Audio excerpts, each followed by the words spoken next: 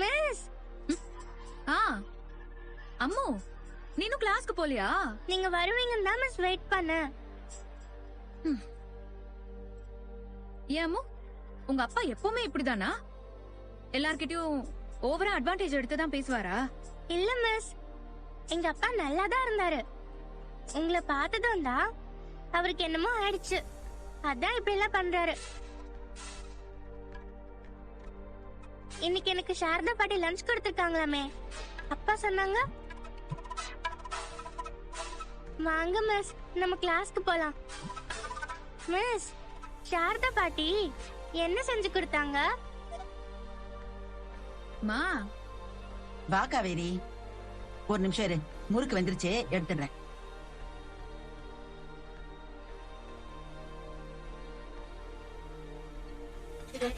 என்ன காவேரி பாத்துக்கிட்டே இருக்க? உனக்கு பிடிச்ச பலகாரத்தை எடுத்துக்கோடி. முறுக்கு எடுத்துக்கிறியா? இல்ல, உனக்கு அதிரசம் பிடிக்கும்ல, அதிரசம் சாப்பிடு. எனக்கு இப்ப எதுவும் வேண்டாம், நான் அப்புறமா சாப்பிட்டுக்கிறேன். அதுவும் சரிதான். நீ போய் கை கால் முகம் கழுவிட்டு வா, அப்புறம் சாப்பிடு.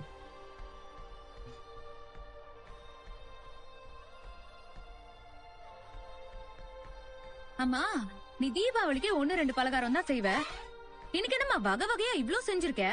அதுவா, விஜய் தம்பி அவர் வீட்டுக்கு சாப்பிட கூப்பிட்டிருக்காருல, அங்க போறப்போ வெறுங்கையோட போக வேண்டான்னு தான் இதெல்லாம் செஞ்சேன்.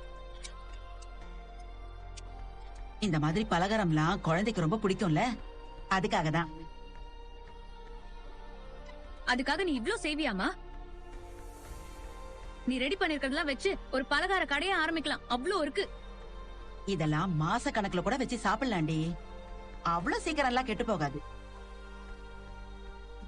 அதுவும் இல்லாம குழந்தைக்கு சாப்பிடறதுக்கு கடையில விக்கிற கண்டதையும் வாங்கி கொடுக்கறத விட நானே என் கையால செஞ்சு கொடுத்தா அது ருசியாவும் இருக்கும், ஆரோக்கியமாவும் இருக்கும்ல. அதனாலதான் முறுக்கு, அதிரசம், காரா சேவு இப்படி எனக்கு தெரிஞ்சதை எல்லாம் செஞ்சேன். அந்த குழந்தைக்கு இது வரைக்கும் யாரும் அப்படி செஞ்சு கொடுத்த மாதிரி எல்லாம் தெரியல. எனக்கு தோணுச்சு, செஞ்சேன். நாம போகும்போது இதெல்லாம் தனித்தனியா பார்சல் பண்ணி அங்க எடுத்துட்டு போவோம். இது நாம போகும்போதா? நேத்து நான் உன்கிட்ட சொன்னதெல்லாம் மறந்துட்டியா? எனக்கு அவங்க வீட்டுக்கு போறதுல இஷ்டமே இல்ல, நான் வரலன்னு சொன்னேன். என்ன காவேரி, அந்த தம்பி கூப்பிட்ட மரியாதை காச்சும் நாம 2 பேரும் போகணும்ல. அந்த ஆள் கூப்பிட்டா நம்ம அங்க போகணும்னு ஏதாவது அவசியம் இருக்கா என்ன? அதுவும் இல்லாம அந்த ஆள் என்கிட்ட ஓவரா வழியிற மாதிரி இருக்கு. அதனாலயே எனக்கு அவரை பார்க்கவோ பேசவோ பிடிக்கவே இல்ல. இன்னைக்கு ஸ்கூல் வாசல்ல கூட அந்த ஆளா வந்து என்கிட்ட பேசி எப்படி இரிட்டேட் பண்ணாரு தெரியுமா? இல்ல நீ வேற அவர் வீட்டுக்கே என்ன கூப்பிடுற. அந்த தம்பி நீ நினைக்கிற மாதிரி எல்லாம் இல்ல காவேரி. நீ அவர் பொண்ணோட டீச்சருங்கிற உரிமையில உன்கிட்ட பேச வந்திருப்பாரு. அம்மா, குழந்தையோட டீச்சர்னா அவ எப்படி படிக்கிறா, ஸ்கூல்ல எப்படி இருக்கான்னு கேட்டா பரவாயில்ல. அதை விட்டுட்டு சாப்பிட்டீங்களா, நைட்டு நல்லா தூங்குனீங்களான்னு என்கிட்டயே வந்து கேக்குறாரு. அந்த ஆளோட அப்ரோச்சே சுத்தமா சரியில்லை. விட்ரி. இங்க பாருமா, இப்ப சொல்ற நல்லா கேட்டுக்கோ. இன்னைக்கு அவங்க வீட்டுக்கு நான் மட்டும் இல்ல, நீயும் போக போறது இல்ல. ஏதோ அந்த ஆளு 2 நாள் குழந்தையோட இங்க வந்தாரு, நம்ம வீட்டுல சாப்பிட்டாரு, அதோட எல்லாத்தையும் முடிச்சுக்கோ. இனிமே அவங்களுக்கும் நமக்கும் எந்த சம்பந்தமும் கிடையாது. நான் இவ்ளோ சொன்னதுக்கு அப்புறமும் நீ அங்க போகணும்னு நினைச்சேன்னா உன்னை கொடைக்கானலுக்கு பேக் பண்ணி அனுப்பிச்சிட்டு நானும் எங்கேயாவது போயிடுவேன் சொல்லிட்டேன். காவேரி, இந்தாடி. ஏய்,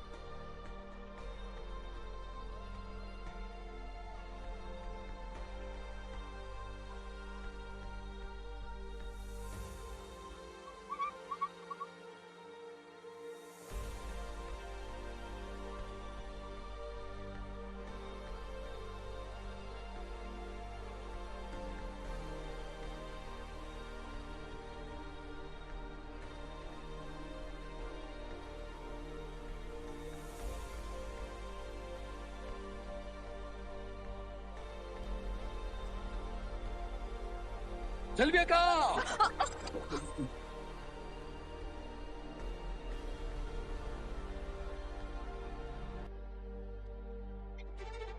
என்னாச்சு சின்னையா? என்ன காரியம் பண்ண பாத்தீங்க நீங்க? நான் ஏதோ தப்பு பண்ணல சின்னையா. எல்லாரும் காஃபி குடிச்சு டம்ளர் அங்க வச்சிருந்தாங்க, நான் போய் எடுத்துட்டு வந்தேன். நீங்க சத்தம் போட்டதுனாலதான் நான் பயந்து போய் கீழே போட்டுட்டேன். நான் அத சொல்லல. வேற என்ன சின்னையா? இன்னைக்கு நம்ம வீட்டுக்கு கெஸ்ட் வராங்கன்னு நான் சொன்னேன்ல, அதனால நான் தான் அவங்களுக்காக குக் பண்ணுவேன். என்ன தவிர வேற யாரும் இங்க சமைக்கிறதுக்காகவோ எனக்கு ஹெல்ப் பண்றதுக்காகவோ இந்த கிச்சனுக்குள்ள யாரும் வரக்கூடாதுன்னு சொன்னேன்ல. ஆமா சொன்னேனா இல்லையா? அப்புறம் ஏன் வந்தீங்க?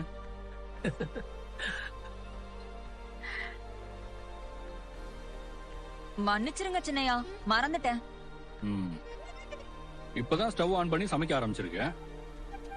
எப்படியும் பல வெரைட்டிஸ் இருக்கு, அது எல்லாத்தையும் சமைச்சு முடிக்க இன்னும் 1 or 2 hours ஆகும்.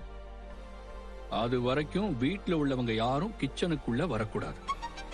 இன்னைக்கு சமையல் என்னோட பொறுப்பு.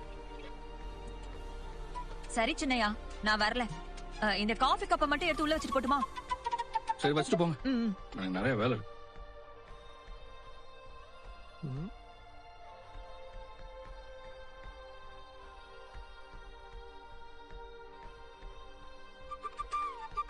சின்னையா, என்னக்கா?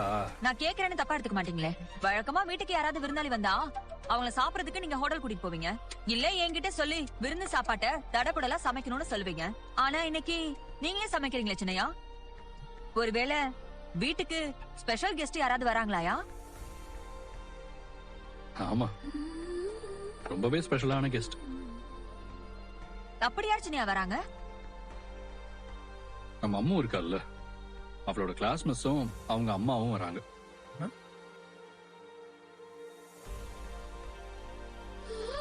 ஓ அப்படியா? சரிங்க சின்னையா. ஆமா, குழந்தைய ஸ்கூல்ல நல்லா பாத்துக்கிறவங்க நம்ம வீட்டுக்கு வராங்கங்கிறப்போ அவங்கள நம்ம நல்லா பாத்துக்கணும் இல்லையா? கண்டிப்பா சின்னையா. அதனாலதான் நானே களத்துல இறங்கி கரண்டிய புடிச்சு சமைக்கலான்னு இருக்கேன். உங்க சமையல பத்தி சொல்லவா சின்னையா வேணும்? நீங்க தான் கலக்கிருவீங்களே. சரி, என்னென்ன மெனுலாம் சமைக்கிறீங்க? அப்படி கேளுங்க. மீன் குழம்பு, மீன் வறுவல். சிக்கன் குழம்பு, சிக்கன் வறுவல். முட்டை தொக்கு, முட்டை ஃப்ரை. அடேங்கப்பா, இதையெல்லாம் சொல்லி முடிக்கிறதுக்கு இவ்வளவு நேரம் ஆகுதே சின்னையா. சமைச்சு முடிக்க எவ்வளவு நேரம் ஆக போகுதுன்னு தெரியலையே. நான் வேணா கூட மாட ஒத்தாசை பண்ணட்டா? செல்வியக்கா, இதுக்கு தான் நான் யாரையுமே கிச்சனுக்குள்ள வரக்கூடாதுன்னு சொன்னேன். கிளம்புங்க. நீங்க வந்தீங்கனாலே இப்படித்தான், வெங்காயம் நறுக்கவா, தக்காளி நறுக்கவா, மசாலா கரைக்கவான்னு ஏதாவது ஒண்ணு கேட்டுக்கிட்டே இருப்பீங்க. எனக்கு நிறைய வேலை இருக்குக்கா, நீங்க போய் கொஞ்ச நேரம் ரெஸ்ட் எடுங்களேன். நான் சமைக்க ஆரம்பிக்கணும்ல. சரிங்க சின்னையா.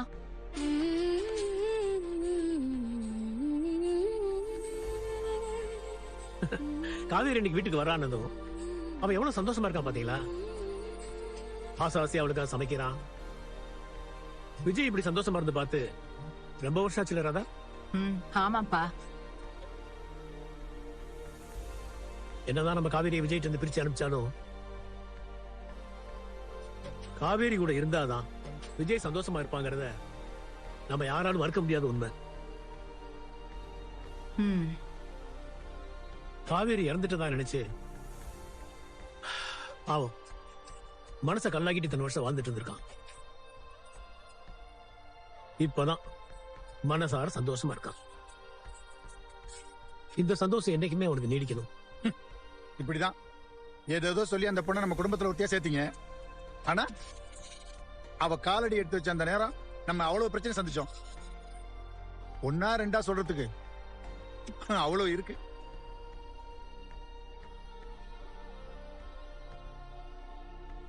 குடும்பத்தோட அந்த பொண்ணு நம்மளெல்லாம் விட்டு போனதுக்கு அப்புறம் தான் எந்த பிரச்சனையும் இல்லாம நம்ம நிம்மதியாவே இருக்கிறோம். திரும்ப அவளை நீங்க இங்க கூட்டிட்டு வர போறீங்கன்னா என்ன ஆக போகுதோ எனக்கு தெரியல. நான் சொல்ல வேண்டியதை சொல்லிட்டேன், அதுக்கப்புறம் உங்க இஷ்டம்.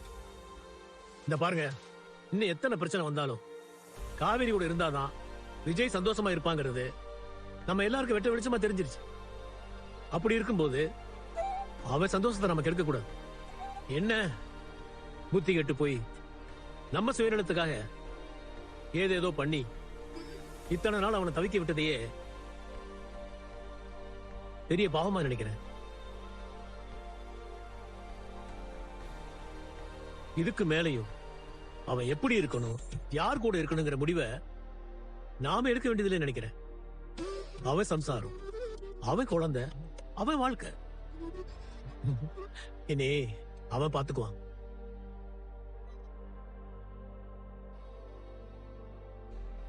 மாப்பிள, ஒரு விஷயம் உங்களுக்கு புரியுதா?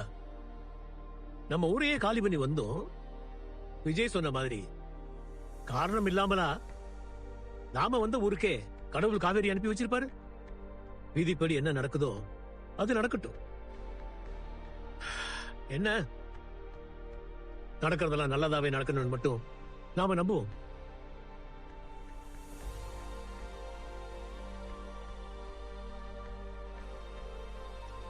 மா, காஃபி கேட்டிருந்தனே, என்னாச்சு? அப்போ நான் என்ன சொன்னாலும் நீ கேக்குறதா இல்ல, அப்படிதானே? அப்படி என்னமா அவங்க உனக்கு அவ்வளவு முக்கியமா போயிட்டாங்க? நம்ம அங்க போக வேண்டாம், எனக்கு அது பிடிக்கலன்னு அவ்வளவு தூரம் சொல்லியும் நீ இப்படி பலகாரத்தெல்லாம் பேக் பண்ணி வச்சிட்டு இருந்தேன்னா என்ன அர்த்தம்? அப்போ உனக்கு நீ பெத்த பொண்ணை விட அவங்கதான் முக்கியம்னு நினைக்கிற, அப்படிதானே? அப்படி இல்ல காவேரி. என்ன அப்படி இல்ல? நான் எல்லாத்தையும் இதோட முடிக்கணும்னு நினைச்சிட்டு இருந்தா நீ இதை இன்னும் வளர்க்கணும்னு நினைக்கிறியா? நான் இவ்ளோ சொல்லியும் உனக்கு அங்க போயே ஆகணும்னு என்னமா கட்டாயம்? எனக்கு பிடிக்கல, அங்க போக வேண்டாம்னு சொல்லியும் நீ ஏன் இவ்ளோ பிடிவாதமா இருக்க? ஏய், என்ன கொஞ்சம் பேச விடுறீ? இப்ப நான் என்ன பெருசா ஆசைப்பட்டுட்டேன்? நம்ம வீட்டுக்கு வந்த தம்பி அவரு வீட்டுக்கு நம்மள கூப்பிட்டிருக்காரு. கூப்பிட்ட மரியாதைக்கு நாம போயிட்டு வரலாம்னு தானடி சொன்னேன். இது நாள் வரைக்கும் என் வாழ்க்கையில இது எனக்கு பிடிச்சதுன்னோ இல்ல எனக்காக இத பண்ணுங்கன்னோ வாக்கிட்டயோ உன் அக்கா கிட்டயோ தங்கச்சி கிட்டயோ ஏதாவது கேட்டிருப்பேனாடி? இவ்ளோ நாளா உங்க ஆசை உங்க முடிவுன்னு உங்களுக்காக தானடி வாழ்ந்தேன். மொத தடவை நான் ஆசைப்பட்டு ஒரு விஷயத்த கேக்குறேன். அதுக்கு சம்மதிக்க உனக்கு மனசு வரல. நீ சொன்ன மாதிரி இன்னைக்கு நான் உங்க வீட்டுக்கு போகணுங்கிறதுல நான் பிடிவாதமா தான் இருக்கேன். ஆனா நான் எதுக்காக அப்படி இருக்கேன்? எனக்கு என்னமோ அந்த குழந்தைய ரொம்ப பிடிச்சிருக்கு. அவ கூட இருந்தா மனசுக்கு ஏதோ சந்தோஷமா இருக்குது. விஜய் தம்பியையும் அந்த குழந்தையும் நான் பார்த்து 2 நாள் இருக்குமா? ஆனா எந்த ஜென்மத்து பந்தமோ தெரியல, என் மனசுக்கு அவங்க ரொம்ப நெருக்கமாயிட்டாங்க. ஏய், நீயே சொல்றி, நீ பார்த்த வரைக்கும் என்னைக்காவது எனக்கு பிடிச்ச இடம் எனக்கு பிடிச்ச ஆளுங்கன்னு இருந்திருக்கேனாடி? என் காலம் முழுக்க நீங்க மட்டும்தான் என் உலகம்னு நினைச்சு வாழ்ந்துகிட்டு இருக்கேன்ல. இப்ப கூட அந்த தம்பி நம்மள மதிச்சு கூப்பிட்டதுக்கு அவரு வீட்டுக்கு போயிட்டு வரலான்னு தானே சொல்றேன். என்னோட இந்த சின்ன ஆசைய கூட உன்னால நிறைவேற்ற முடியாதுல்ல? பரவாயில்ல பரவாயில்ல. மா, நான் என்ன சொல்றேன்னு நீ இவ்வளவு சொன்னதுக்கு அப்புறமா நான் போலடி. என்ன நான் கூப்பிட்டு அவங்க வரலையேன்னு அந்த தம்பி என்ன தப்பா நினைக்கும். பரவாயில்ல, என்னதானே தப்பா நினைப்பாரு, நினைச்சிட்டு போட்டோம் போ.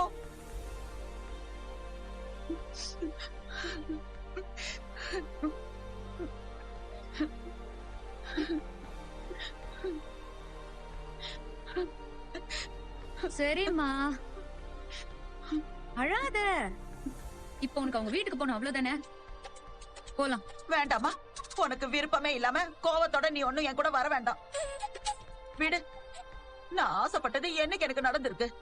நான் வாங்கிட்டு வந்த வாரம் அப்படி. ஐயோ அம்மா, எதுக்குமா இப்படி சின்ன குழந்தை மாதிரி கண்ணை கசக்கிட்டு இருக்க?